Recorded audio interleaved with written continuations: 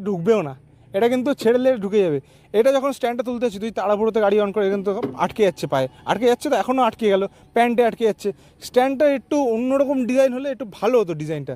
যাই হোক, এখানে গাড়িটা সোজা করলাম, গাড়িটা সোজা করে গাড়ি কিন্তু সামনে থেকে এরকম মনে হবে ফিল যে হ্যাঁ স্কুটি না, এটা বাইকে তুমি এটা বসে আছো। প্লাস এই পাশের যেটা ছিল ব্রেক, সে ব্রেকটা নেই, এই ব্রেকটা সোজা পায়ে চলে গেল।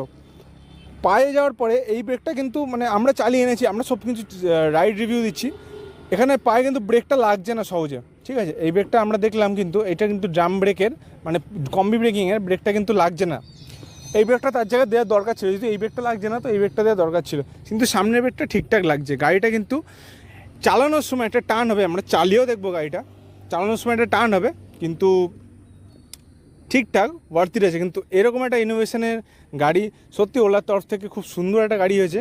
দেখো ছোটো মোটো